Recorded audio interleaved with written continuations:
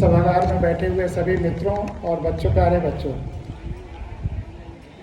हमें इस तरह से शब्द इस्तेमाल करना चाहिए जो हमेशा पॉजिटिव हो, सकारात्मक हो ज़िंदगी में। कभी नकारात्मक शब्दों का इस्तेमाल नहीं करना चाहिए, क्योंकि शब्द ब्रह्म होते हैं, शब्द भी ईश्वर का स्वरूप होते हैं। लालका साहब, आपसे भी आग्रह करेंगे कि आप ध्यान से सुनिए, बातचीत अलाउड नहीं है हमारे सत्र में। तो जैसे उदाहरण के लिए, आप बुरा मत मानिएगा, आपने कहा कि अब हमको सुनने का कष्ट करें, सुनने का आनंद लें। ये कहिए, मैं कष्ट देने नहीं आया हूँ, तुम्हें आनंद से भर देने के लिए आया हूँ। तुम्हारे जीवन का हल पर आनंद से भरा हो और तुम जहाँ जाओ वहाँ आनंद ही भरा रहे। इसी के लिए तो पूरी साधना है। तो मेरी गज़ल का एक शेर है कि जुगनुओं को मिलजुल कर ढूंढ जोड़कर सूरज बनाना है। जुगनुओं को मिलजुल कर ढूंढ जोड़कर सूरज बनाना है। हर हाल में इस देश, धरा और लोकतंत्र को जगमगाना है। हर हाल में इस देश, धरा और लोकतंत्र को जगमगाना है। तो उस जगमगाने के प्रोसेस में आज इतने ढेर सारे जुगनू जो पूरे देश के इतने बड़े हिस्से से आए हैं, देखकर बहुत आनंद हो रहा है। तो बच्चों, सबसे पहले तुम्हारे प्रश्नों से ही शुरू किया जाए। जो भी तुम्हारे मन में प्रश्न हो पूछो, संविधान से जुड़ा हुआ, जीवन से जुड़ा हुआ, किसी चीज़ से जुड़ा हुआ, जो भी तुम्हारे प्रश्न हैं पूछो और निसंकोच। और अगर नहीं कुछ सवाल तुम्हारा समझ में तुरंत आ रहा है तो मेरे एक सवाल का खड़े होकर के जवाब देते जाओ कि तुम जिंदगी में क्या बनना चाहते हो, क्या करना चाहते हो। अपने प्रश्न भी पूछो और इस प्रश्न का उत्तर भी देते जाओ। हर बच्चे को माइक दीजिए, वो बताए कि क्या बनना चाहता है।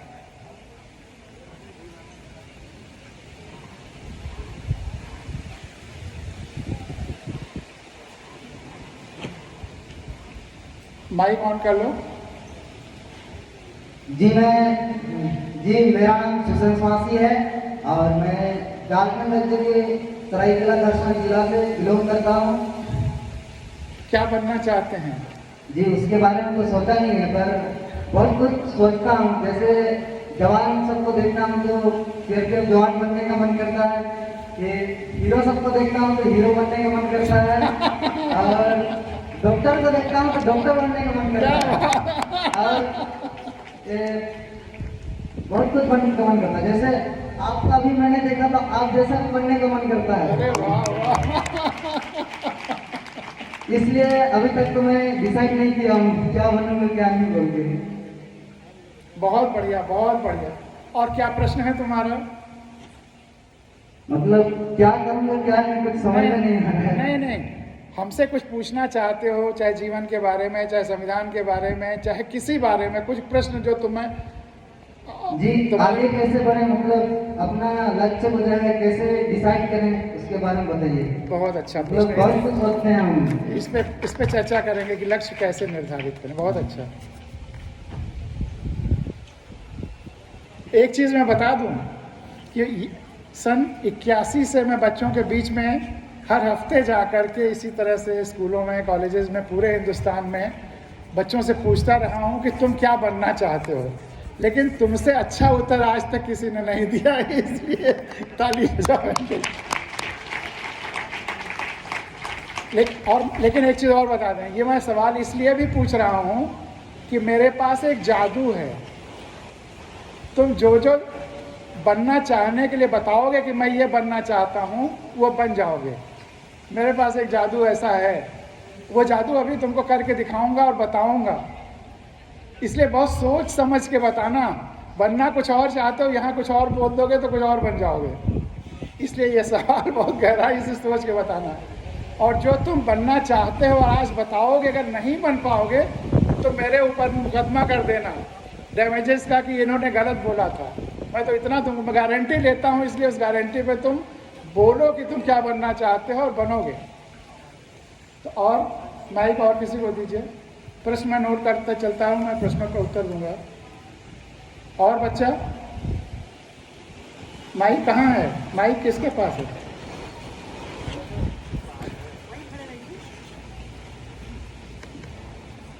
मेरा नाम है पूजा कुल्लू, मैं किसी जिला से आई हूँ। मेरा सपना है बचपन से पुलिस बनने का। Very good. जब कोई बच्चा अच्छा उत्तर बताए और जो लोगों से अलग हो तो जरूर ताली बजाओ, खूब ताली बजाओ। और तुम्हारा? हाँ। मेरा वजन बहुत कम है, ये 36 होते रहता है। और खाने पीने के लिए बहुत कुछ बताते हैं, लेकिन खाते हैं फिर भी नहीं बढ़ पाता है। और बढ़ता है जब हम दौड़ते हैं तो कम हो जाते हैं। कैसे करें सर? ठीक है, बहुत अच्छा है।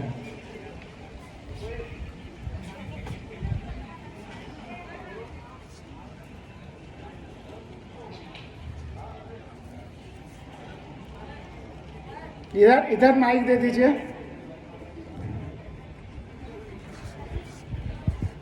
सर, मेरा नाम अभिषेक कुमार है। मैं जिला गया राजकुमार से आया हूँ। मेरा डॉक्टर बनने का सपना है और मैं डॉक्टर बनने के लिए तो मेहनत करना चाहता हूँ। लीजिए, आपकी समस्या का हल ढूंढने के लिए एक व्यक्ति तैयार है।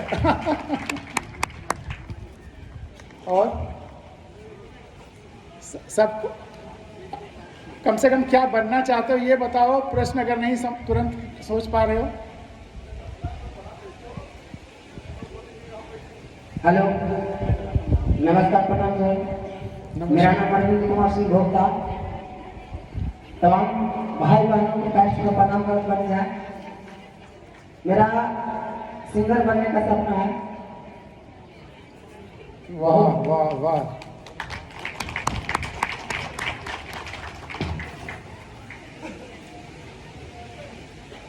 सर, एक नशा के बारे में गाना गाना चाहते हैं सर।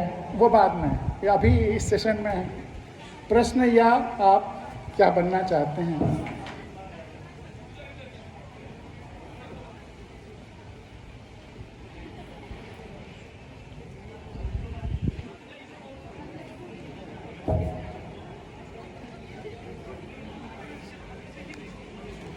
मेरा नाम सुनील टुडू है।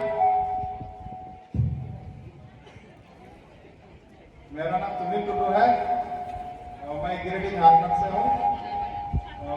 मैं अपना करियर को लेकर कभी कभी बहुत ज़्यादा कंफ्यूज में रहता हूँ। कभी कभी ऐसा लगता है कि इंजीनियर बनूं, कभी मन में आता है कि बिजनेस करूं, लेकिन बिजनेस में एक समस्या आ जाती है कि शुरुआत कहाँ से करें।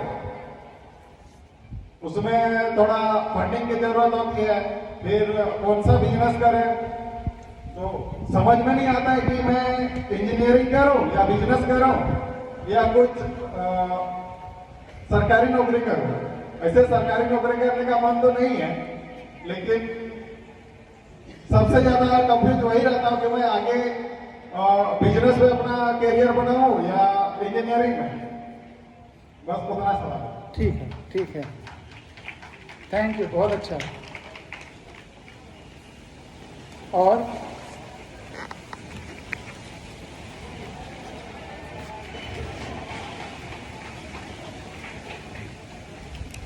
हेलो सर, मैं चंडीगढ़ से हूँ। मेरा नाम भी कुमार है। सर, मेरे एक सवाल ये है कि परिवर्तन कैसे करना है? ये आवाज पहुंच गई, फिर से सवाल पूछे। सवाल ये है कि परिवर्तन कैसे लाएं? समाज में परिवर्तन कैसे लाएं? स्वयं में सर, हैं? स्वयं में। स्वयं में परिवर्तन कैसे लाएं? जी। ठीक है, बहुत अच्छा सवाल है।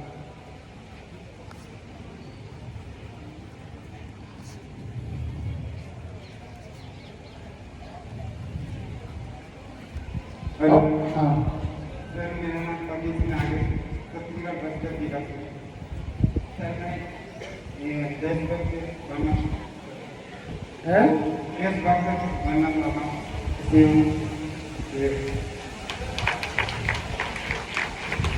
Thank you. मेरा 4 साल हो गए, मैं एक आचार्य हूँ। एक 4 वर्ष की बच्ची को शिक्षा देते हैं। फिर इधर वाला मैं ठीक से सुन नहीं पाया, दोबारा बोल दीजिएगा। देशभक्त के बाद क्या बोले हैं, फिर से बोल दीजिएगा। मैं राष्ट्र सेवक बनना चाहता हूँ। मेरा एकल विद्यालय में जीना, मैं आचार्य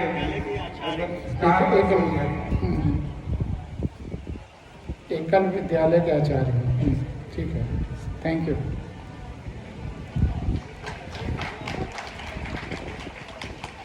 और कोई? इधर एक हाथ उठा हुआ दाहिने तरफ और एक बाएं तरफ। हेलो सर, मेरा नाम विनोद है। मेरा नाम सर, मैं राष्ट्रपति बनना चाहती हूँ। सर क्या क्या करना पड़ता है बताएंगे।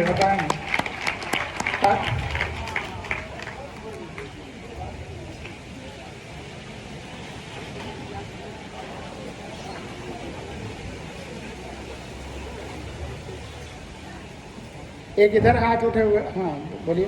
हाँ। मेरा नाम है मन्नू राम सेठिया, मैं बस्तर छत्तीसगढ़ से आया हूँ। कि मेरा एक सवाल है सर, यहाँ सभी तो है कि सब मैं ए बनूंगा ओ बनूंगा, लेकिन कोई ये नहीं सोचा कि मैं किसान बनूंगा। मैं चाहता हूँ कि मैं किसान बनूंगा, हर बात चाहता हूँ।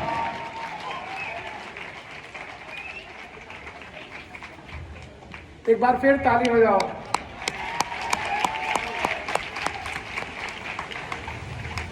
नमस्कार सर, मेरा नाम दुर्गा मुंडा है। मैं झारखंड के सरायकेला कस्बा जिले से हूँ। मैं वैसे तो सर डिसाइड नहीं हुआ मेरा, मैं कभी बिजनेसमैन बनना चाहता हूँ। किसान तो आइए तो मेरा भैया आर्मी में है, तो वो बोलते हैं कि आर्मी बन जाओ, मेरा हाइट हो जाए। वैसे तो आदिवासी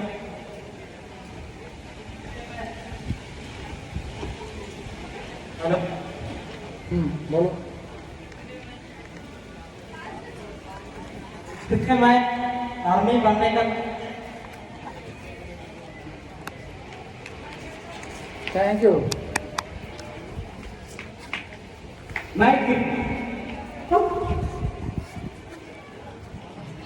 माइक जरा देखो। सर आपसे मेरा एक मोटिवेशनल चाहता हूँ। मैं एक नक्सली प्रभावित क्षेत्र से हूँ, स्पेशल बिहार और झारखंड के बॉर्डर के बीच से हूँ। तो मेरा मीडियम में है 162 है, बट मैं बहुत बार ट्राई किया है मिलिट्री बनने के लिए। आप आगे आ जाओ, आगे आ जाओ।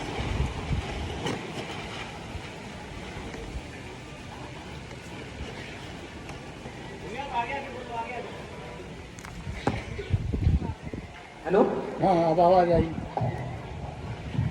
आवाज आई।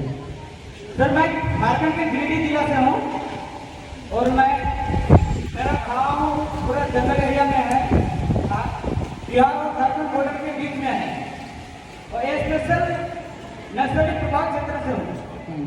बट मैं छोटा से ही खेल कूद में बहुत एक्टिव था।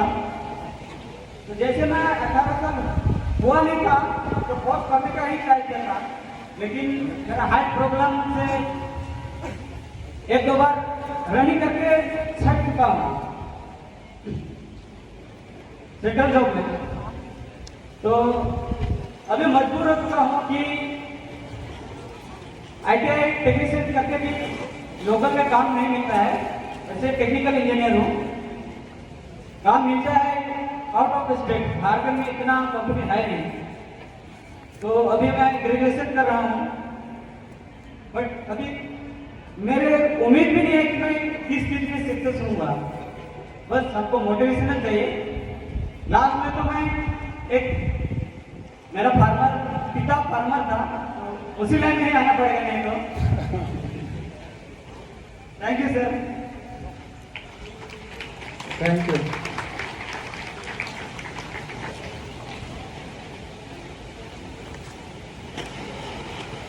और कोई, या आगे बातचीत शुरू की जाए? उधर उधर हाथ उठ रहे हैं एक हाथ।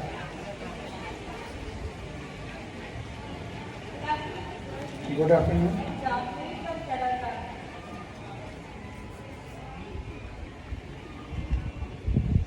I want to become a civil servant, but my parents not supported to me.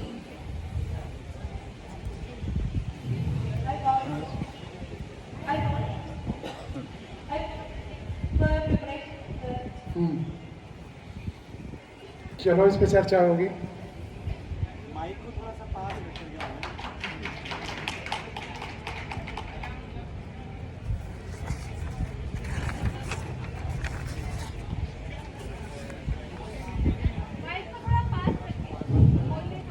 Good evening sir. Good evening. Telangana से बात कर रहे हैं सर। मैं टीचर बनने के लिए मन कर रहे हैं। Thank you, thank you. ताली बजाओ। टीचर, कम से कम पहली बार टीचर का। सर मेरा गाँव वाले बहुत कम पढ़ने वाले हैं। मैं टीचर बनने के लिए मेरे गाँव वाले थोड़ा डेवलप करने की कोशिश कर रहे हैं। Good good. हाँ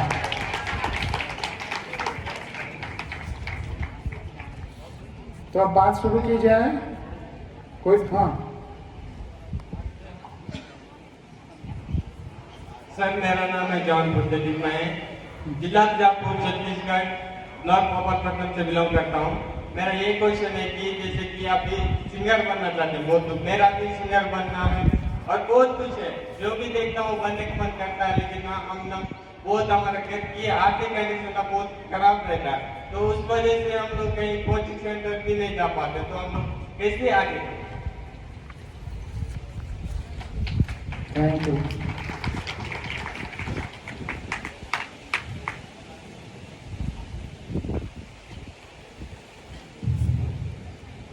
सर मेरा नाम कुमारी सुबर्णियान है। मैं छत्तीसगढ़ राज्य के बस्तर जिले से हूँ। मुझे कलेक्टर बनना है सर। इसके लिए क्या क्या करना पड़ेगा? बताएंगे और तुम कलेक्टर बनी हो, मत समझ लो हो गए। Yes sir. Thank you. Thank you.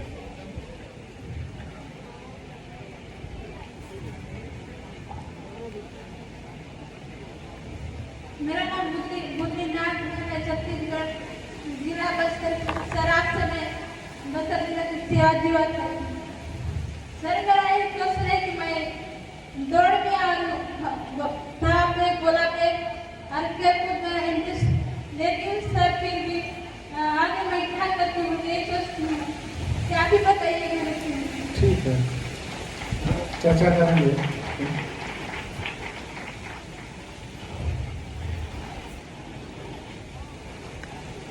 Sir मेरा नाम पूजा कुमारी है, जिला बिहार सर।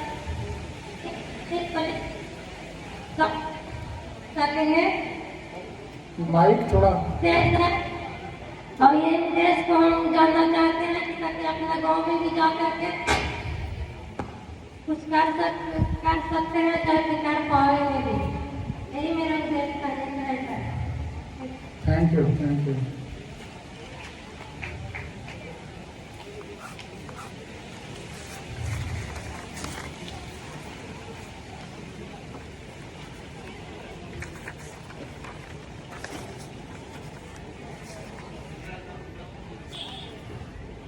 मेरा नाम अनिल कुमार है, जिला बिहार से। मेरा सपना है आर्मी बनना।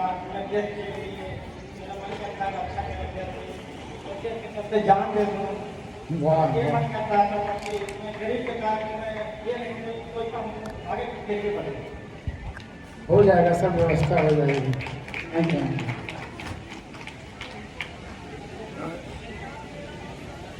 माइक।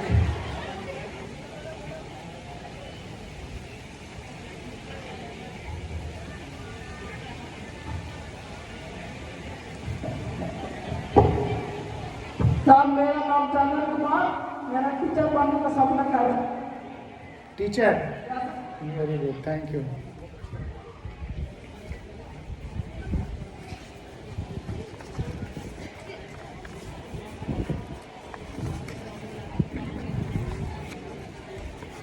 मेरा नाम लक्ष्मी कुमार राज्य झारखंड जिला से पटना से बिलोंग करती हूँ और मेरा सपना ये है सर कि मैं एक कंपनी खोलना चाहती हूँ। हमारा उधर का महिलाएं सब जंगल जा करके लेकर के बाजार में बेचते हैं, अपना अपना परिवार चला रहे हैं।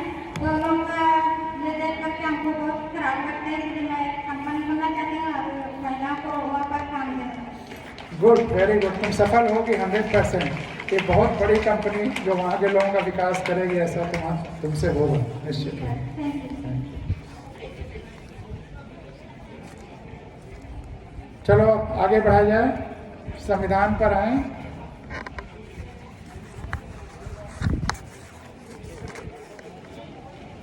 तो संविधान, हाँ बिल्कुल। सर मेरा नाम वीरू भाई, मैं गया जिला के आया हूँ। सर मेरा सपना ये है थिएटर बनूँ और दूसरा सपना सर मैं डॉक्टर बनूँ। अब मैं क्या करूँ सर, मेरा दोनों कमियाँ हुआ है। डॉक्टर और दूसरा क्रिकेटर, है क्रिकेटर, थिएटर, क्रिकेटर। Yes, अच्छा sir. ठीक है। Thank you.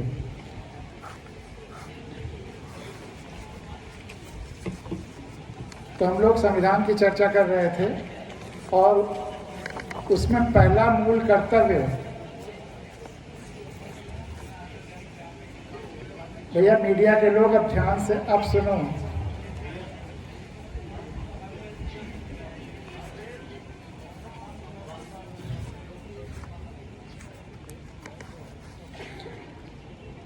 तो पहले वाले सेशन में हमने पहला मूल कर्तव्य क्या बताया था? कोई बच्चा? भारत के संविधान में हर व्यक्ति के करने का जो फर्स्ट फंडामेंटल ड्यूटी, पहला मूल कर्तव्य, हर आदमी को वह काम करना ही करना है, वो क्या है? भैया आपस में बात या इशारा मत करो, फोटोग्राफी हो या ना हो महत्वपूर्ण नहीं है।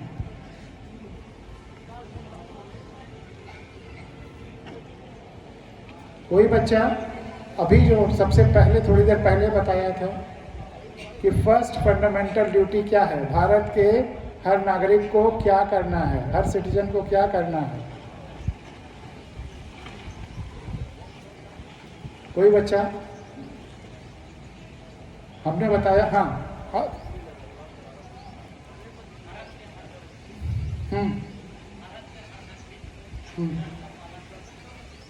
Very good. और ताली बजाओ, आधा सही है, अगला आधा वो भूल थोड़ा सा। और उसके आदर्शों, राष्ट्रध्वज और राष्ट्रगान का सम्मान करना है, आदर करना। वेरी गुड, ताली बजाओ। हमारा राष्ट्रगान क्या है? इसको किसने लिखा है? रविन्द्रनाथ टैगोर ने। Very good. और राष्ट्रध्वज क्या है? तिरंगा झंडा। Very good. अब कुछ और फंडामेंटल ड्यूटीज हैं हमारे। कोई बताएगा कि उसमें क्या क्या और है फंडामेंटल ड्यूटीज में? एक तो यह है कि राष्ट्र संविधान का आदर करना है, उसका सम्मान करना है और उसको जानना है। उसके अलावा जो दूसरा है, स्वतंत्रता के लिए हमारे राष्ट्रीय आंदोलन को प्रेरित करने वाले उच्च आदर्शों को हृदय में संजोए रखे और उसका पालन करे। जो मैं बता रहा हूँ सबको समझ में आ रहा है? हिंदी समझ में आ रही है कि नहीं? अगर न समझ में आ रहा है तो किसी को कहूँ जो तुम्हारे जानकार हो, तुमको और उसमें और इजी शब्दों में बता दे। मैंने तो जो संविधान में लिखा हुआ वही शब्द कहा है। स्वतंत्रता के लिए हमारे राष्ट्रीय आंदोलन को प्रेरित करने वाले उच्च आदर्शों को हृदय में संजोए रखे और उसका पालन करें।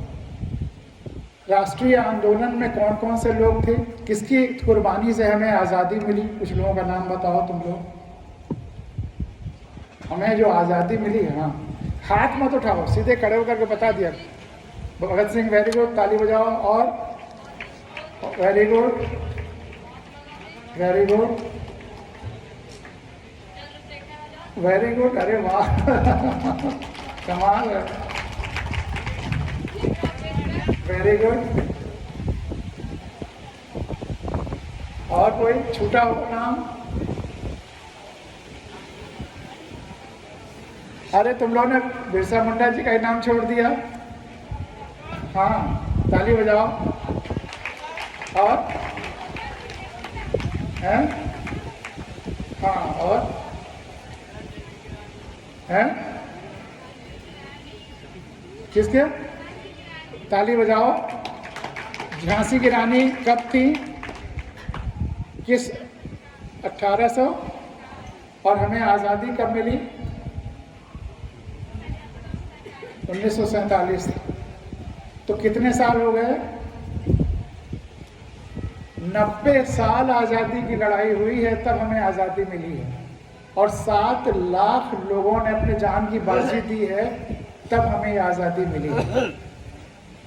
तो ये जो आज़ादी की गंगा है, आज़ादी इतने लोगों की तपस्या से और शहादत से मिली है।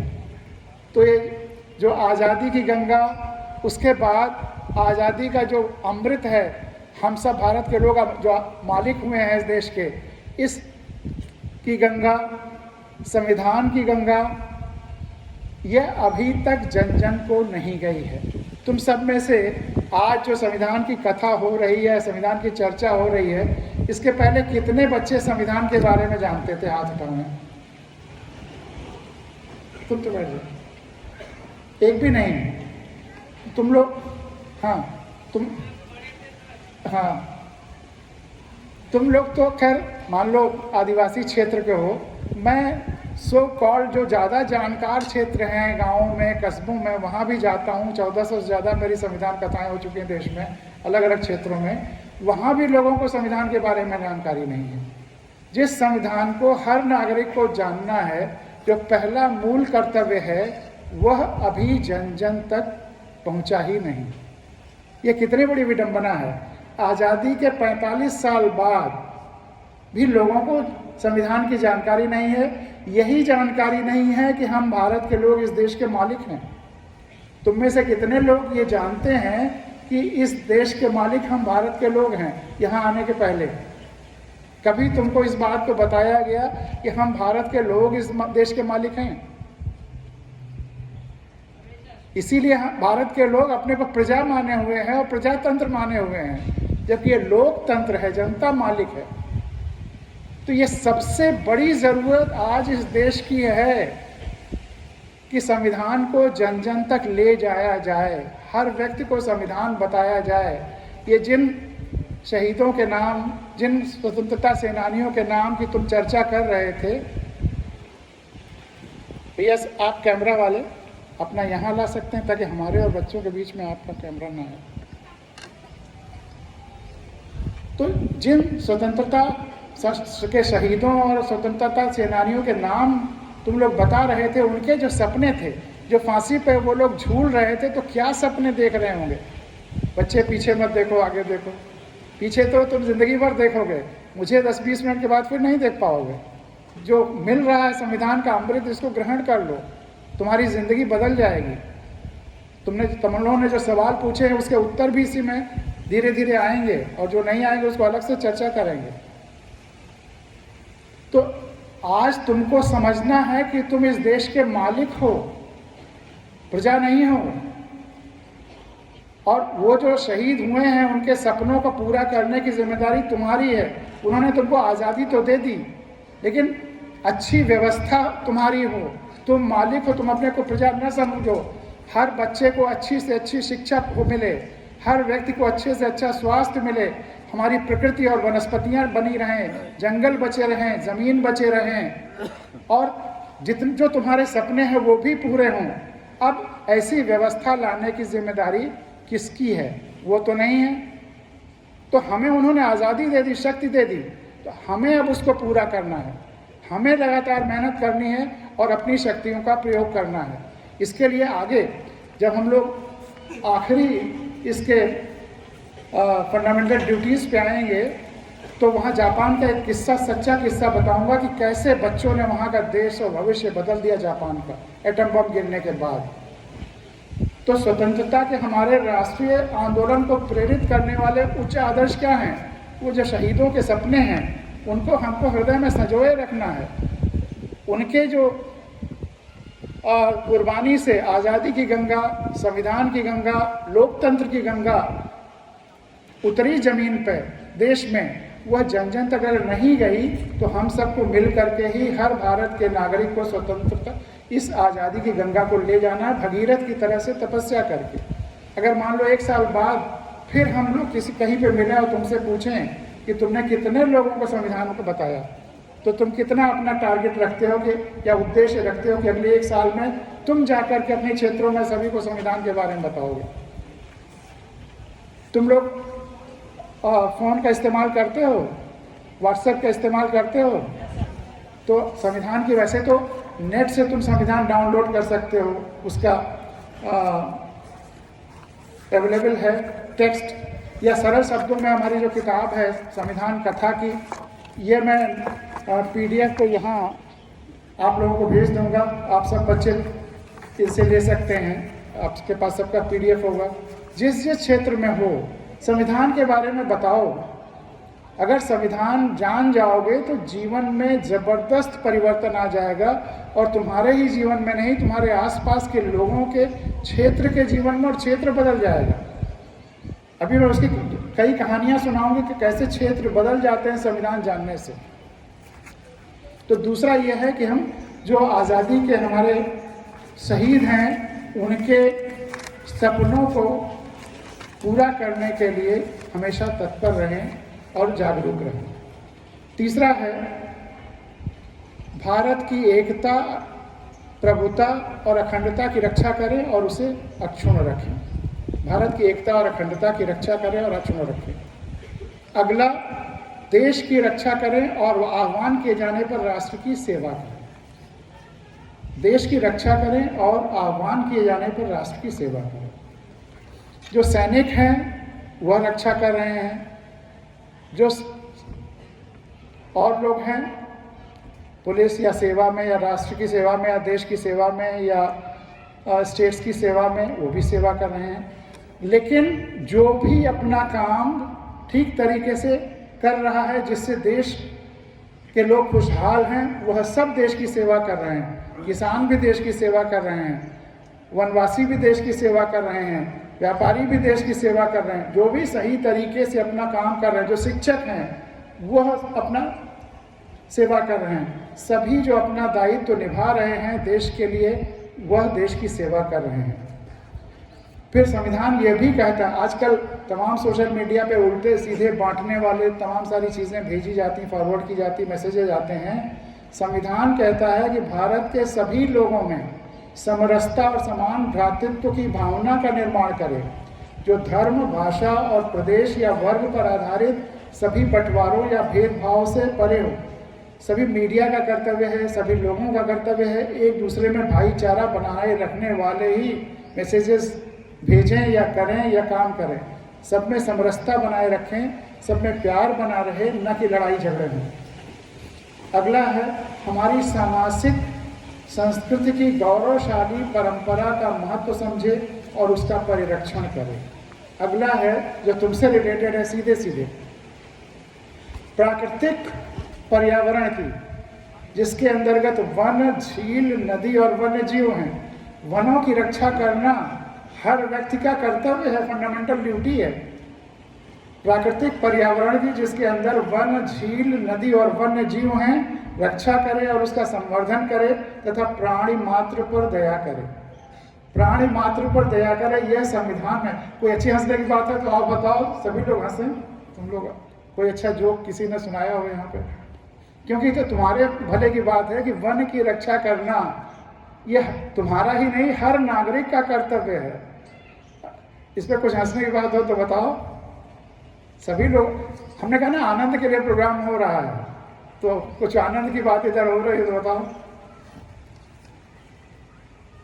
वैज्ञानिक दृष्टिकोण, मानववाद और ज्ञानार्जन तथा सुधार की भावना का विकास करें।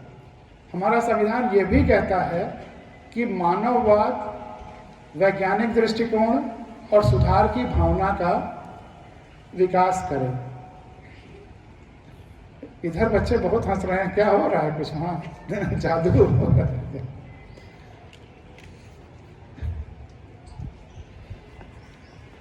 अच्छा चलो, अब हम ही हंसने की एक बात करते हैं, तुम लोग हंसने का मन है तो। ये जो अगर तुम कहीं जा रहे हो और बिल्ली रास्ता काट लेती है तो क्या करना चाहिए? हैं? क्या करते हो? पत्थर मारना चाहिए। और बताओ, हैं? रास्ता नहीं काटती है? अरे जो लोग गाड़ी चलाते हैं उनसे पूछो, अगर बिल्ली रास्ते में चली गई आगे तो गाड़ी रोक लेते हैं या गाड़ी पीछे करते हैं कि दूसरी गाड़ी आए तब जाएं? हैं? तब जाएं। तो तुम्हारे आदिवासी क्षेत्रों में क्या परंपरा है बिल्ली रास्ता काटने पे?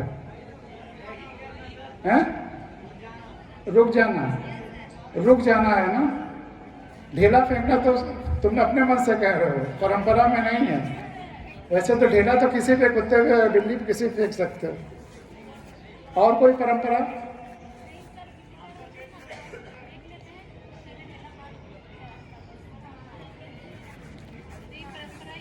हाँ, मतलब हर जगह यही परंपरा है कि या तो रुक जाते हैं या थोड़ा पीछे हो जाते हैं या इंतजार करते हैं कोई और आगे जाए। अच्छा ये बताओ, तुम लोगों के जहाँ पढ़ रहे हो वहाँ स्कूल है कि नहीं? तुम लोग जिन क्षेत्रों में है स्कूल है? किस किस क्लास तक? 8th क्लास तक। कोई ऐसा बच्चा है जिसके 2-4 किलोमीटर तक कोई स्कूल ना हो? वो तो ठीक है, स्कूल के हमारे यहाँ यूपी के ज़्यादातर गांवों में जो स्कूल है स्कूल लायक नहीं है। ये कभी वही स्कूल हैं लेकिन स्कूल में अच्छी पढ़ाई नहीं होती। ये संकट सबसे ज़्यादा रूरल एरियाज में है। स्कूल नीचे भी गिर गया, तो वो हमारे घर के स्कूल की तरह बचपन के है, वहाँ स्कूल बिल्डिंग गिर चुकी थी। चलो खैर, बिल्ली वाले बात पे आते हैं। ये बिल्ली जब रास्ता काटती है तो रुक जाना या पीछे आ जाना, इसका कारण क्या है? और ये संविधान की ये धारा उससे जुड़ी हुई है, इसीलिए उसकी चर्चा कर रहा हूँ। उसका कारण क्या है?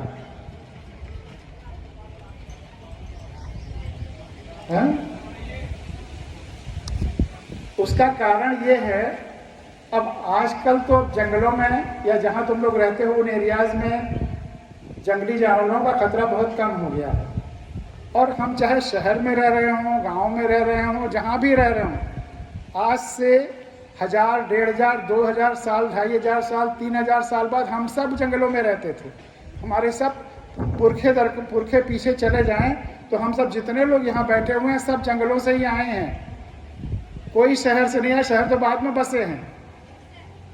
तो जब हम सब जंगलों में थे तो वहाँ की बहुत सारी यादें, बहुत सारी मेमोरीज, बहुत सारे हमारी आदतें वहीं से आई हुई हैं। तो इसीलिए शहरों में भी वही है कि रुक जाना या पीछे हट जाना। कारण यह है कि सबसे ज़्यादा सूंघने की शक्ति किसकी होती है? पूरे धरती पर किस जानवर को सबसे ज़्यादा सूंघने की शक्ति है? बिल्ली को। और जब हम जा रहे हैं किसी रास्ते पे और चारों तरफ जंगल हैं, सड़कें नहीं हैं, पगडंडियाँ कहीं हैं या नहीं है, 2-4 लोग जा रहे हैं और बिल्ली इधर से उधर दौड़ी, तो यह आशंका होती थी कि शायद इधर कोई खतरनाक जानवर है, इससे डरकर बिल्ली उधर भाग रही है। तो मनुष्य भी सोचता था उस समय का कि कुछ खतरा है इधर, इसलिए हम पीछे हट जाएं। इसलिए वो पीछे हट जाता था, वापस ही चला जाता था। आज अब पीछे हट करके हम सड़क पे जा रहे हैं, लखनऊ शहर में सड़क पे जा रहे हैं, और अगर बिल्ली काटी, हम गाड़ी पे जा रहे हैं तब भी पीछे हो जाते हैं जैसे कि कोई खतरनाक जानवर इधर हो। तो ये कंडीशनिंग है, ये अंधविश्वास है। जो चीज़ें 1000 साल पहले जहां हम थे वहां हो रही थी, उसको हम आज ले आए। आज उसकी कोई आवश्यकता नहीं है। ये तो अंधविश्वास वैसे ही होते हैं कि अगर कभी हम बारिश हो रही थी और छाता तान लिया, या तेज धूप है और हमने छाता तान लिया, अब बारिश बंद हो गई, छाता और तेज धूप बंद हो गई, फिर भी हम छाता ताने चल रहे हैं। अंधविश्वास ऐसे ही होते हैं। तो हमारा संविधान कहता है कि हमें अंधविश्वासों से दूर रखना है, अपनी आंखें खुली रखनी है, वैज्ञानिक दृष्टिकोण रखना है। और वैज्ञानिक दृष्टिकोण क्या होता है? जो सच है उसकी तलाश, सच्चाई की तलाश ही विज्ञान और वैज्ञानिक दृष्टिकोण है। मानववाद, ह्यूमनिज्म, सारे मनुष्यों के कल्याण की भावना, और सुधार की भावना का विकास करें। अगला है व्यक्तिगत और सामूहिक हितों के में सभी क्षेत्रों में उत्कर्ष की ओर बढ़ने का सतत प्रयास करें, जिससे राष्ट्र निरंतर बढ़ते हुए प्रयत्न और उपलब्धि की नई ऊंचाइयों को छू ले। अगर हम अकेला कोई मेहनत कर रहे हैं, कार्य कर रहे हैं, तो वह एक हमारी व्यक्तिगत गतिविधि हुई। सब मिलजुल करके कोई काम कर रहे हैं, चाहे टीम में, ऑफिस में काम कर रहे हैं, पढ़ाई कर रहे हैं, खेल कर कूद में हैं, चाहे वो मिलजुल करके टीम में भाव से काम कर रहे हैं या व्यक्तिगत काम कर रहे हैं। संविधान कहता है कि हमें हर काम में अच्छे से अच्छा प्रदर्शन करना है, उत्कर्ष एक्सीलेंस की तरफ बढ़ना है। संविधान हमें खुद प्रेरित करता है कि हमें एक्सीलेंस की तरफ जाना है, हमें न आलस करना है, न कमतर रहना है। जितना हमसे अधिक अच्छे काम संभव हो उतना वैसा करना है, जिससे देश बढ़ते हुए प्रयत्न की, एफर्ट की, काम करने की ऊंचाइयों को छू लें। इसी में एक्सीलेंस में हम पढ़ते हैं तो हमको पढ़ने में भी एक्सीलेंस करना है। इसी में के लिए मैंने कहा था कि जापान के एक टीचर का उदाहरण देंगे। ये उदाहरण ही अपने में काफ़ी है। पढ़ाई में भी आगे बढ़ने के लिए संसाधन की उतनी ज़रूरत नहीं है जितनी अपने मेहनत की। अगर हम अच्छा पढ़ते हैं तो मदद कहीं ना कहीं से, प्राकृतिक नियम है, ईश्वरीय नियम है कि कहीं न कहीं से मदद ज़रूर आ जाएगी। ऐसा हो ही नहीं सकता कि हम बहुत मेहनत से काम कर रहे हों, पढ़ रहे हों और आगे बढ़ने का हमें अवसर न मिल पाए। 1-2 साल इंतज़ार करना पड़ सकता है, लेकिन हर बच्चा जो बहुत मेहनत करेगा उसको अवसर मिलेगा। तो जापान के उस टीचर की कहानी है, उत्कर्ष की भावना हर बच्चे में विलक्षण शक्ति है। वो मंत्रों अक्षरों नास्ति वाला जो मैंने सुनाया था, वो भी श्लोक भी ध्यान में रखिए। और ये तो चान उस किताब का नाम है जो जापान की किताब है। किसी बच्चे ने उसका नाम सुना है? बाद में हाई स्कूल और इंटर के कुछ किताबों में, कोर्सेज में वो किताब आ गई थी, उसके कुछ चैप्टर्स। तो चान एक टीचर है जो समाज के सारे रिजेक्टेड बच्चों को पढ़ाता है। रिजेक्टेड बच्चे आपने पढ़ा है मुफ्ती तो चान किताब? बहुत बढ़िया। तो वो समाज के सारे रिजेक्टेड बच्चों को पढ़ाता है, जिसके माता पिता बहुत गरीब हैं, स्कूल में दाखिला नहीं दिला पाते, या जो बच्चे एडमिशन टेस्ट में फेल हो गए, या जो बच्चे शैतानियों की वजह से दूसरे स्कूलों से निकाल दिए गए, या जो बच्चे, ऐसी ही एक लड़की उस टीचर की, उसी ने उनकी बायोग्राफी लिखी है, जीवनी लिखी है, जीवन की कथा लिखी है, या जो बच्चे विकलांग हैं, हैंडीकैप्ड है। इस तरह से सारे रिजेक्टेड बच्चों को वो टीचर पढ़ाता है। लेकिन सच्चाई ये है, हिंदू दुनिया की सभी भाषाओं में वो किताब है। उस स्कूल से निकले हुए सब के सब बच्चे जापान की टॉप मोस्ट पोजीशंस पे पहुंचते हैं। एक भी बच्चा न नीचे रहता है, न फेल होता है। तो इस बात के लिए कम से कम जोरदार ताली तो होनी चाहिए कि समाज के सारे रिजेक्टेड बच्चे टॉप मोस्ट पोजीशंस पर पहुंच जाते हैं। संसाधनों की कमी भी बाधा नहीं आती। कभी वो ट्रेन की, उसके पास ज़्यादा संसाधन नहीं है टीचर के पास, कभी ट्रेन की डिस्कार्डेड बोगी में, पड़ी हुई ऐसी बोगी में, कभी डिस्कार्डेड बस में, कभी पेड़ के नीचे पढ़ाता है। लेकिन उस स्कूल से बच्चे हुए सब के सब बच्चे जापान की टॉप मोस्ट पोजीशंस पर पहुंचते हैं। तो तुम में से जो बच्चे जिनको संसाधन की कमी महसूस हो, अगर पढ़ने में बहुत उतनी दिलचस्पी और जिजीविषा है, तो कम से कम तुम युवा केंद्र को अपनी परेशानी लिख करके भेज सकती हो, हम लोगों को भेज सकती हो। कहीं ना कहीं किसी न किसी तरह से कोई ना कोई तुम्हारी मदद करेगा और तुम अपने उद्देश्य को प्राप्त करोगी। वो टीचर भी ऐसा जिंदगी भर करता रहा था।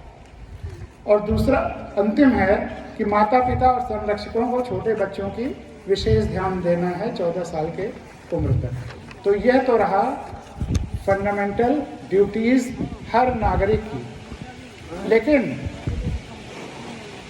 क्या केवल नागरिकों को ही फंडामेंटल ड्यूटी है? क्या सरकारों का कोई उद्देश्य, मतलब उनकी कोई ड्यूटी नहीं है? जो सरकारें, अच्छा ये बताओ कितने तरह की सरकारें होती हैं? एक केंद्र सरकार होती है, एक राज्य सरकार और तीसरी सरकार भी एक होती है।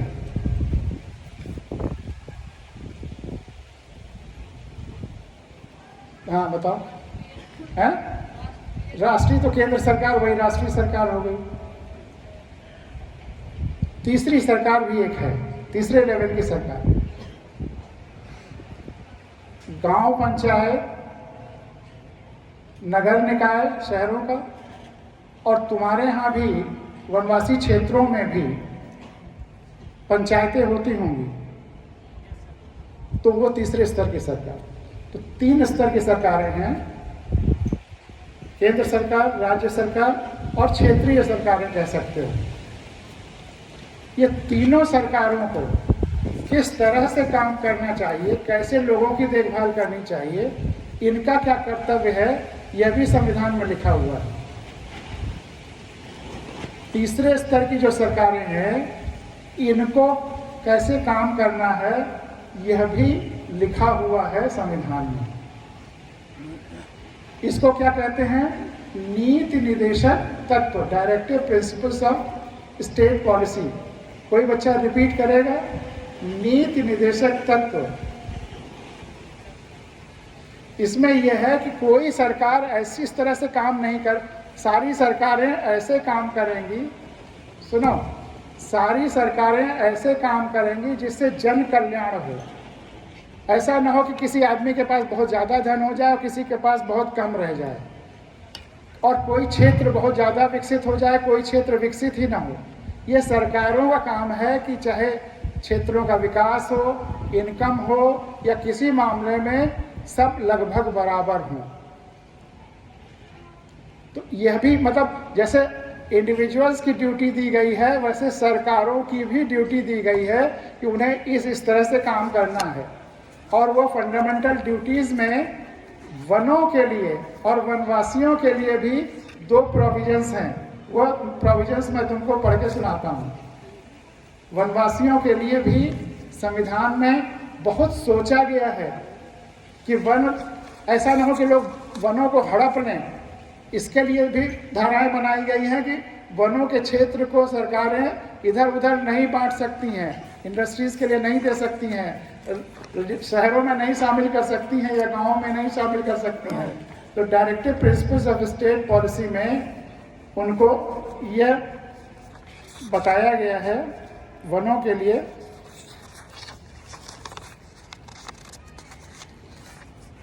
कि पर्यावरण का संरक्षण और संवर्धन तथा वन्य और अन्य जीवों की रक्षा, राज्य देश के पर्यावरण के संरक्षण तथा संवर्धन का, और वन्य तथा वन जीवों की रक्षा राज्य करेगा।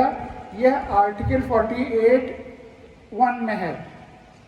सारे सरकारों की यह ड्यूटी है कि वन क्षेत्र और वन की रक्षा करें, वन में रहने वालों की रक्षा करें। और तुम्हें नौकरी में, शिक्षा में तुम्हारे लिए देखभाल हो, इसके लिए आर्टिकल 46 में संविधान में लिखा हुआ है कि राज्य जनता के दुर्बल वर्गों के, विशिष्टतया अनुसूचित जातियों और अनुसूचित जनजातियों के शिक्षा और अर्थ संबंधी हितों की विशेष सावधानी से अभिवृद्धि करेगा, और सामाजिक अन्याय और सभी प्रकार के शोषण के उनकी संरक्षा करेगा। संविधान में लिखा हुआ है कि किसी संसाधन की कमी की वजह से तुम्हें आगे बढ़ने में न रुकावट हो। आर्टिकल 46, अगर तुम अपने को मालिक मानो तो तुम्हें वोट देने का अधिकार जल्दी ही मिलेगा, और तुम्हारे आसपास के लोगों को वोट देने का अधिकार है।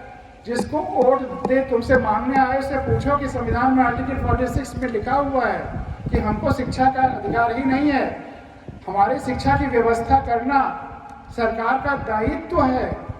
वो डिमांड करो, शपथ पत्र उनसे लो कि अगर हम जीतेंगे तो ऐसा करेंगे।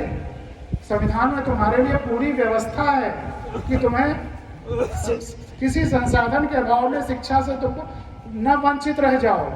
इसीलिए ये बातें तुम्हारे सामने रखना चाहता हूँ। संविधान तुम्हारे लिए रामबाण औषधि है। तुम्हारी जितनी समस्याएं हैं सब हल हो जाएंगी अगर तुम संविधान जान जाओगे तो। किसी की हिम्मत नहीं पड़ेगी कि वो तुम्हारी समस्याओं को अगर तुम उससे कहो और उसको ना पूरा करे। तो इसलिए ये फंडामेंटल ड्यूटीज सरकारों के लिए है कि सरकारों को ऐसा करना है। इसके अलावा ये भी है मौलिक अधिकार, फंडामेंटल ड्यूटीज के साथ फंडामेंटल राइट्स। तुम्हें कुछ फंडामेंटल राइट्स भी दिए गए, हर भारत के नागरिक को संविधान में कुछ अधिकार दिए गए हैं। वो अधिकार कुछ बच्चे बताएंगे, मौलिक अधिकार क्या है, फंडामेंटल राइट्स की तो बात बहुत होती है। हाँ प्लीज बच्चे बताओ। वेरी गुड, एक एक करके बताओ और एक एक करके लोग ताली बजाएं। पहले स्वतंत्रता का अधिकार पर ताली, फिर हैं दूसरा समानता का अधिकार, फिर ताली बजाओ। माइक दे देते तो अच्छा हैं? हैं? संस्कृति का अधिकार, वेरी गुड, ताली बजाओ। बहुत अच्छे, तो बहुत इंटेलिजेंट और अच्छे बच्चे हैं। माइक ले लो, माइक ले लो। नहीं, हमें नहीं सुनाई पड़ रहा है, हमारे लिए माइक ले लो। हैं? अच्छा और हेलो हेलो, शायद वो चला गया है। जनरेटर है या आ गया? हाँ दे दीजिए, आ गया। Hello hello. हाँ हाँ हाँ, स्वतंत्रता का अधिकार, वेरी गुड, समानता का अधिकार, हाँ, संस्कृति का अधिकार, शिक्षा का अधिकार। शिक्षा का अलग से नहीं है, उसी में शिक्षा संस्कृति सब एक साथ है।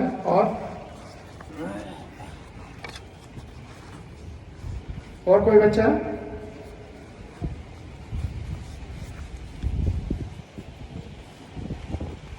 गुड इवनिंग सर, मेरा नाम सुगंधिका है, मैं छत्तीसगढ़ राज्य के बस्तर से।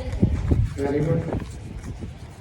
पहला है स्वतंत्रता का अधिकार, ठीक है, समानता का अधिकार, हाँ धार्मिक स्वतंत्रता का अधिकार, हाँ, शोषण के विरुद्ध अधिकार, है? शोषण के विरुद्ध, शोषण, शोषण के विरुद्ध अधिकार, शोषण के विरुद्ध अधिकार। उसमें क्या क्या आएगा शोषण के विरुद्ध में?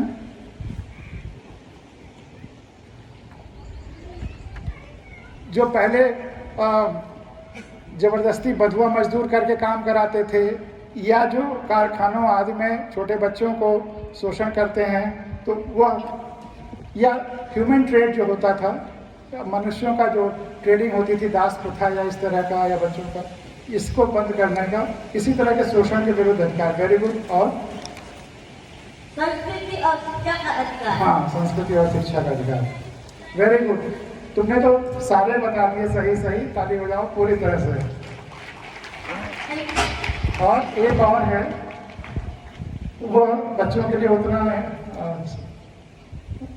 वो है कि अगर तुम्हारे इन अधिकारों का हनन हो रहा है, कोई तुम्हारे इन अधिकारों का नहीं तुम्हें मिलने पा रहा है, कोई उसको रोक रहा है, तो तुम सीधे सीधे सुप्रीम कोर्ट जा सकते हो। इन अधिकारों को अगर कोई रोक रहा है तो उसके खिलाफ तुम्हें सीधे सुप्रीम कोर्ट में जाने का अधिकार है, सीधे सीधे रिट के माध्यम से। तो इन अधिकारों को न्यायालय द्वारा सुरक्षित करने का अधिकार। Very good. तो ये तो रहा संविधान के आपने कंपेयर किया था ना, मुझे बुलाने के लिए आप आए थे ना, तो मूल कर्तव्य और अधिकार तो चर्चा काफी हद तक हो गई। संविधान के बारे में 2-3 और चीजें आपको के सामने रख करके आपको जो प्रश्न थे या आपने जो अपने बारे में बताया था, उस पर चर्चा करना चाहेंगे।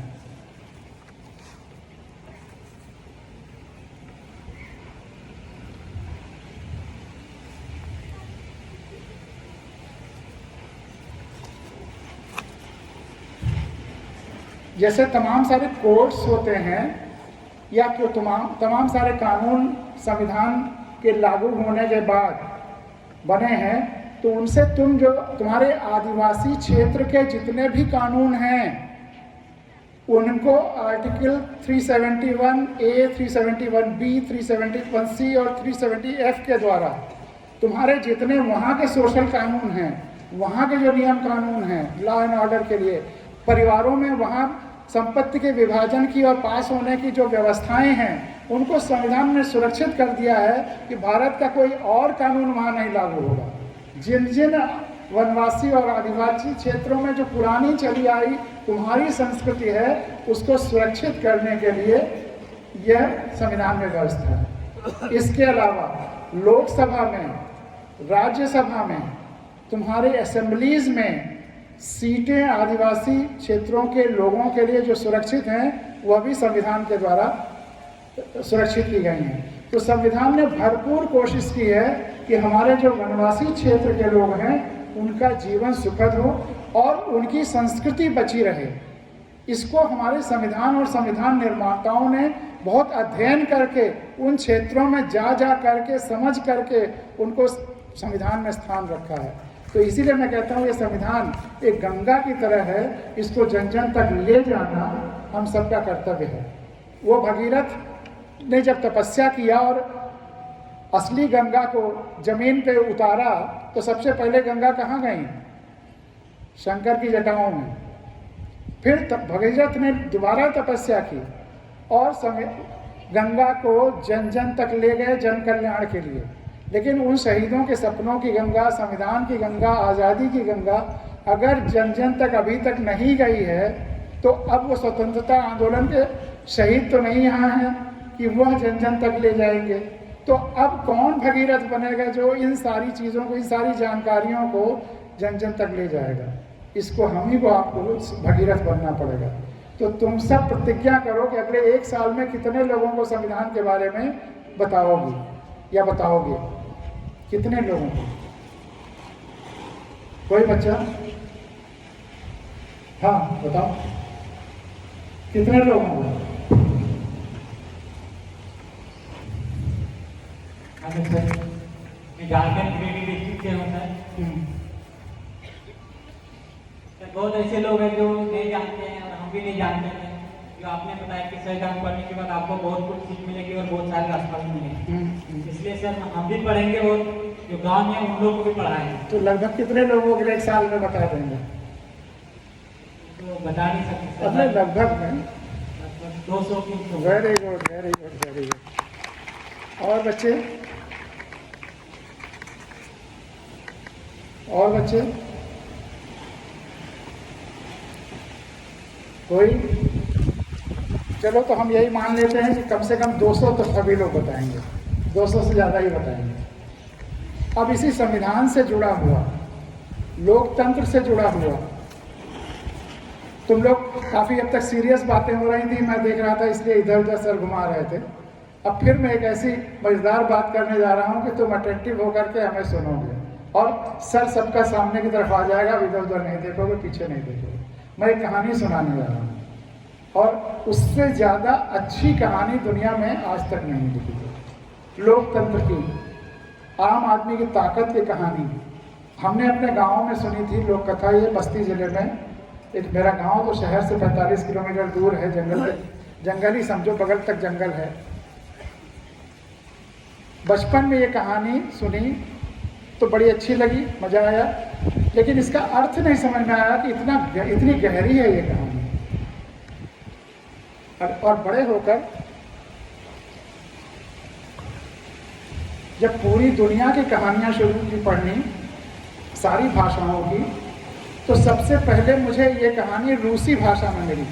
कहाँ वो कहानी? मेरे गांव में अवधि में सुनी मैंने, और वही कहानी रूसी भाषा में, रूसी भाषा से हिंदी में ट्रांसलेशन हो करके एक मैगजीन में पढ़ने को मिली 70 के दशक में। फिर अरबी भाषा में मिली, दक्षिण भारत की भाषाओं में मिली, वनवासी क्षेत्रों की भाषाओं में भी है ये लोक कथा, तुमने भी हो सकता है सुनी हो। तो एक कहानी, लोक कथा कैसे बनती है? हमारे पुरखों ने कुछ देखा, सुना, महसूस किया खुली आँखों से, उसको एक कहानी या रूप में अपने नई अगली पीढ़ी को दिया। एक गांव से दूसरे गांव, एक पीढ़ी से दूसरी पीढ़ी, चलती चलती वो कहानी पूरी दुनिया में फैल गई।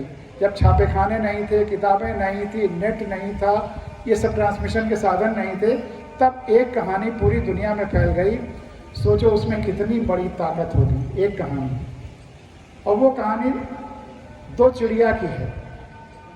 तुमने सुनी होगी, जब मैं सुनाना शुरू करूंगा तो तुमको लगेगा अरे ये तो मैंने सुनी है। दो चिड़िया थी, तोता मैना, जैसे मैंने अपने गांव में सुना। बहुत भूखे थे, बहुत ढूंढने पर उन्हें एक दाल का दाना मिलता है।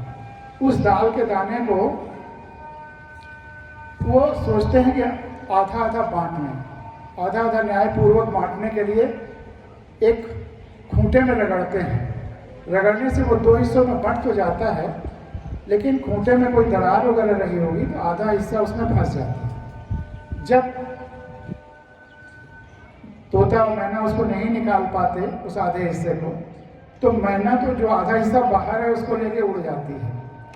अब तोते का आधा हिस्सा है, तोता नहीं निकाल पाता तो बढ़ई के पास जाता है, बेचारा क्या करे, और बढ़ई से कहता है, जैसा मैंने अपने अवधी भाषा में सुना गांव के, कि बढ़ई बढ़ई खूंटा चीरो, खूंटे में डाल बा, का खाई का पी का लय परदेश में। बढ़ई उसको डांटता है, तो हट तोते, तुम्हारे छोटे से दाल के दाने के लिए हम खूंटा क्यों चीरें। राजा के पास जाता है, राजा से शिकायत करता है। मैं संक्षेप में आगे बढ़ता जाऊंगा क्योंकि समय की सीमा है, और इसके बाद करीब 5-10 मिनट तुम लोगों के सवालों पर भी मुझे तुम्हें मोटिवेट या गाइड करना है। तो राजा के पास जाता है और राजा से कहता है, राजा राजा बढ़ई डांटो, पूरी बात बताता है। राजा भी डांटता है, तुम्हारे छोटे से दाल के दाने के लिए बढ़ई क्यों डांटे। रानी के पास जाता है, रानी रानी राजा छोड़ो राजा ना, पूरी बात कहता है। रानी भी डांटती है, तुम्हारे छोटे से दाल के दाने के लिए हम राजा क्यों छोड़ें। सांप के पास जाता है, सांप सांप रानी डसो, सांप भी डांटता है। लाठी के पास जाता है, लाठी लाठी सांप मारो, लाठी भी डांटता है। आग के पास जाता है, आग आग लाठी जलाओ, आग भी डांटता है।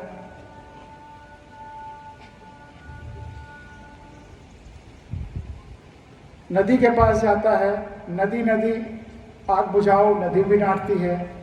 हाथी के पास जाता है, हाथी हाथी नदी सोखो या सोख लो, क्योंकि हाथी के सूंड से ढेर सारा पानी ले लेता है, प्रतीकात्मक है। नदी भी डांटती है और हाथी भी डांटता है। तब वो रोता, सबसे निराश हो गया, सारे बड़े बड़े एलिमेंट जिनके पास वो जा सकता था, अब वो रोता हुआ जा रहा है। और उसका रोना एक चींटी सुनती है, और चींटी आकर उससे उसके रोने का कारण पूछती है। तब तोता जब सारी बात बताता है तो चींटी कहती है, चलो मेरे वश में जितना है उतना मैं करूंगी। और चींटी के वश में क्या है, रेंगना। तो वो धीरे धीरे हाथी के सूंड में घुस करके रेंगने लगती है। तब हाथी कहता है, जैसा हमने अपने गांव की भाषा में अवधी में सुना, कि सूंड में घुसो उसो मत कोई, हम तो नदी सोखब लोग। और जब हाथी नदी सोखने जाता है तो पूरा सिस्टम जो काम नहीं कर रहा था उलट जाता है।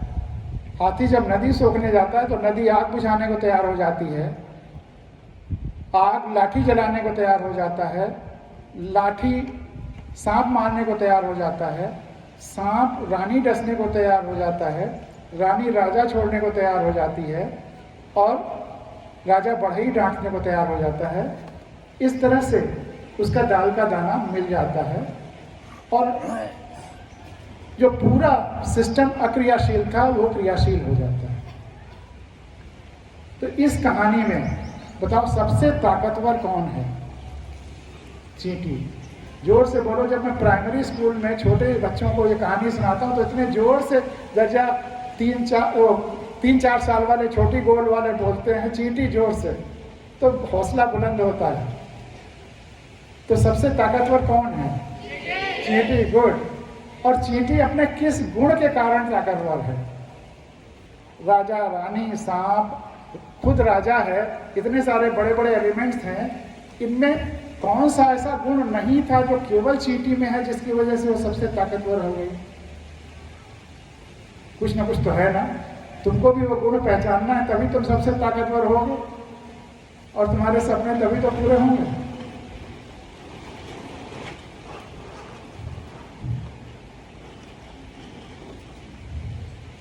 कौन सा ऐसा गुण है जो चींटी में है बाकी सब में नहीं है? सबसे महत्वपूर्ण, जिंदगी का सबसे महत्वपूर्ण प्रश्न यही है और इसीलिए दुनिया की सबसे बड़ी कहानी है।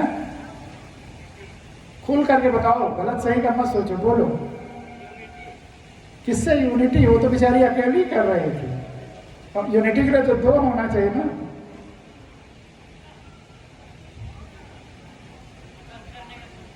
ताली बजाओ, आधा सही है, मदद करने का गुण।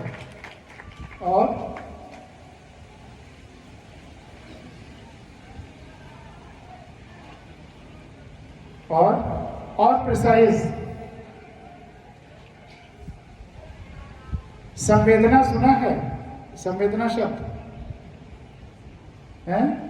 वेदना शब्द सुना है? पीड़ा शब्द सुना है? पीड़ा को ही वेदना भी कहते हैं। तो पीड़ा या वेदना से संवेदना बनता है जब हम दूसरे की पीड़ा को अपनी पीड़ा जैसा समझते हैं। संवेदना का अर्थ है जब हम दूसरे की पीड़ा को अपने जैसे समझें। इसको इंग्लिश में सेंसिटिविटी कहते हैं, संवेदना हिंदी में कहते हैं। इसके मतलब कि दूसरे की पीड़ा को जब हम अपनी पीड़ा जैसा समझते हैं। और किसी में यह गुण नहीं था। राजा, रानी, सांप, हाथी, जितने एलिमेंट्स हैं सब बहुत बड़े एलिमेंट्स थे, लेकिन किसी को इतनी पीड़ा नहीं हुई जब चींटी उनके पास जा करके गिड़ाई कि उसके लिए कुछ करे। लेकिन चींटी को जब तोता सबके पास गिड़ाया, लेकिन चींटी को इतनी संवेदना हुई कि वह खुद जाकर चींटी से उससे रोने का कारण पूछा। और सबके पास तोता गिड़गिड़ाते हुए गया था, चींटी खुद उसके पास जाकर रोने का कारण पूछ रही है। तो सबसे ज्यादा संवेदना या केवल संवेदना चींटी ने ही दिखाई। राजा, रानी और बाकी एलिमेंट्स ज्ञान बल में, धन बल में, संसाधन के बल में, बाहुबल में बहुत भारी रहे होंगे, लेकिन चूंकि संवेदना का बल नहीं था इसलिए कोई सिस्टम पलट नहीं पाया या कुछ काम नहीं करा पाया। तो संवेदना का बल हमेशा ड्राइविंग सीट पे होता है। अगर संवेदना का बल नहीं है तो आपके बाकी सारे बल धरे रह जाते हैं। आपकी शक्ति उभरती तभी है जब आप में संवेदना का बल होता है। तो यह सूत्र आपके लिए, जो मैंने सवाल पूछा था कि जो जो आपके सपने हैं वो पूरे हो जाएंगे, मैं गारंटी लेता हूं, तो उस गारंटी का कारण ये कहानी है। और संविधान और लोकतंत्र की ये कहानी जननी है। इसमें चींटी कौन है? इस कहानी में चींटी कौन है? आम आदमी। चींटी आम आदमी है। अगर इस देश को देखिए तो 136 करोड़ हम सब चींटियां हैं, लेकिन हम सब चींटियां अगर एक दूसरे के बारे में सोचें, हम पेड़ पौधों वनस्पतियों के बारे में सोचें, सबके बारे में सोचें, सबके सुख दुख को अपना समझें, हम किसी को तकलीफ ना दें और सबके कल्याण के लिए काम करें, तो चींटी आम आदमी है। और वही आम आदमी ताकतवर है। वही आम आदमी अगर संविधान को जान करके उसी अनुरूप व्यवस्था में सही लोगों का चुनाव करने लगे तो पूरी व्यवस्था बदल जाएगी। यही संविधान ने चाहा था। उसमें यही है कि जब संविधान सभा में राजेंद्र बाबू संविधान पास करते समय अध्यक्ष थे, बोल रहे थे कि दोहरी जिम्मेदारी उन्होंने दी थी कि अच्छे, चरित्रवान, ईमानदार, संवेदनशील लोगों को आप अपने प्रतिनिधि बनाओ संविधान लागू हो जाने के बाद, और फिर चमत्कार देखो।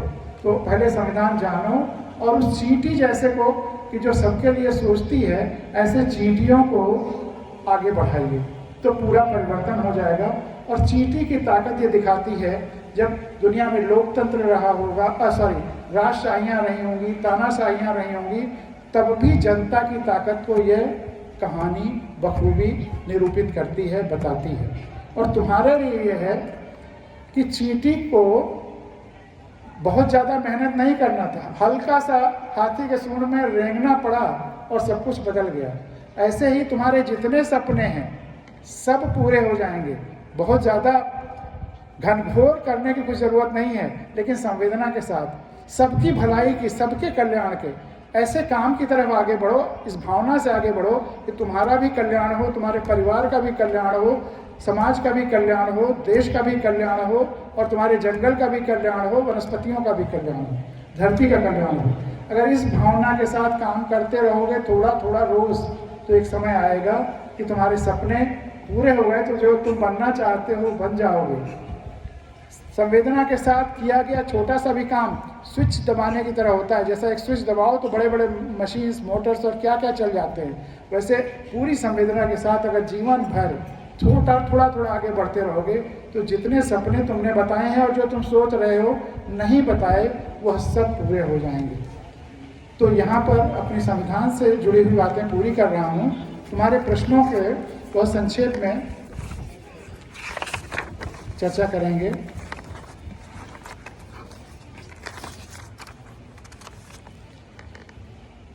दो तीन बच्चों ने ये कहा कि लक्ष्य कैसे निर्धारित करें, बहुत महत्वपूर्ण प्रश्न है।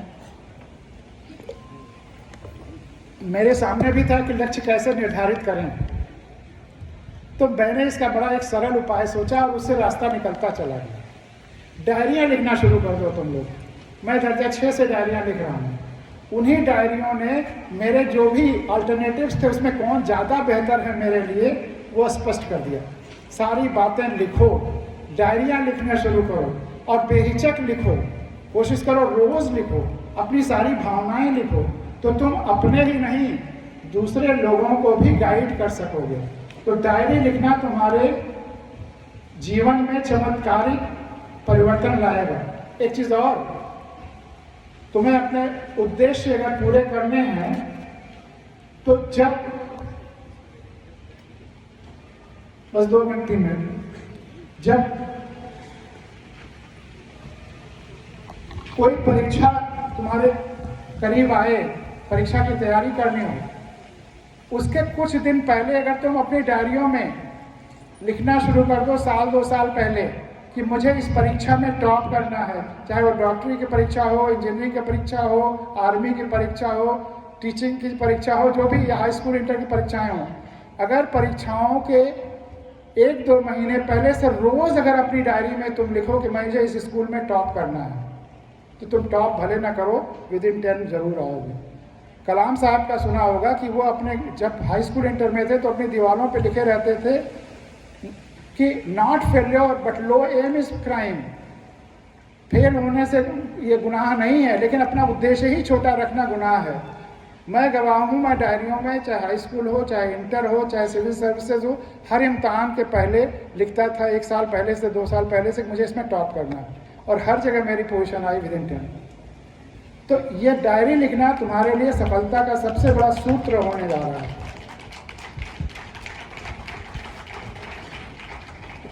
इस बिटिया ने पूछा था कैसे खाएं पिएं और कि वो पचे, तो इसका, मैं डॉक्टर तो नहीं हूँ, लेकिन कुछ तुम्हारे आदिवासी क्षेत्रों में ऐसी वनस्पतियाँ जरूर होंगी जो इसमें फ़ायदा करेंगी। कोई डॉक्टर भी इसमें राय दे सकता है, सलाह दे सकता है, और मैं चूँकि खुद डॉक्टर नहीं हूँ, तो अगर अपना नंबर दो तो मैं किसी वैद्य और डॉक्टर से डिस्कस करके तुम्हें भेज सकता हूँ। और बच्चों ने लिखा इंजीनियर और बिजनेस में क्या बेहतर है, तो डायरियाँ लिखना शुरू करो और कुछ ना कुछ रास्ता निकलेगा। फिर भी अगर नहीं हो तो मेरा नंबर ले लेना, मुझसे फ़ोन पे बात कर लेना, क्योंकि अब यहाँ बच्चे थोड़ा अधीर हो रहे हैं। फिर स्वयं में परिवर्तन कैसे लाऊं, इसके लिए अभी रामबाण दवा वही डायरियाँ लिखना है। परिवर्तन आएगा। अपने को देखो कि मुझसे ये गलती हो गई, एनालाइज करो हर घटना को, अपने में जो परिवर्तन लाना चाहते हो रोज़ लिखो कि मुझे, मैं ये परिवर्तन लाना चाहता हूँ। सेल्फ डिटर्मिनेशन डेवलप होता है। देशभक्त बनना, जो भी काम आप अच्छाई से परिवार, समाज, प्रकृति और देश और धरती के लिए अच्छा कर रहे हैं, वो हर देशभक्ति का काम है। और संवेदनशीलता बहुत ज़रूरी है, खास करके व्यवस्था में।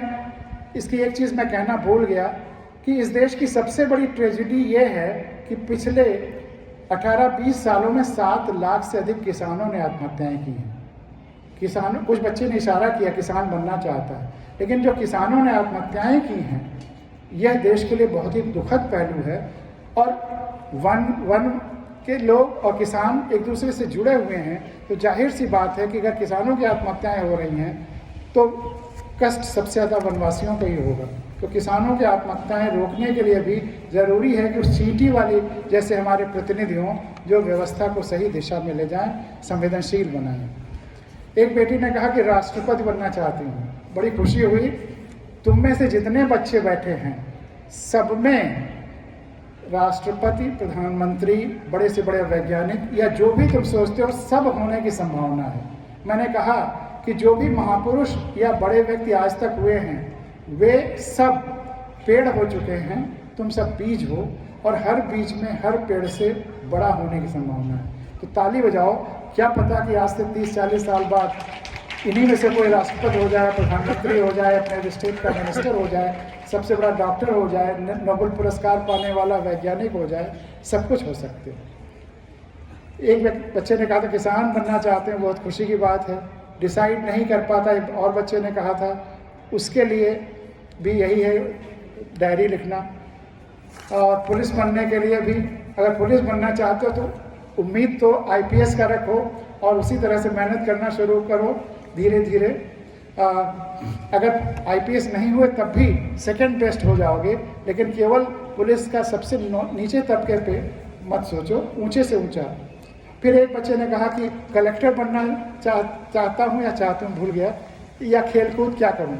आप तुम एक अभी ताज़ा गाज़ियाबाद के DM का एग्जाम्पल है जो ओलंपिक्स में भी जीता है और कलेक्टर भी है। तो तुम अच्छे से अच्छा क्रिकेटर भी बन सकते हो और कलेक्टर भी बन सकते हो, दोनों में बाधा नहीं है, दोनों हो सकते हो। तो इसी के साथ हमें काफ़ी कोशिश की तुम्हारे प्रश्नों के भी उत्तर दे सकूं और 1 घंटे 17 मिनट का मेरी बातचीत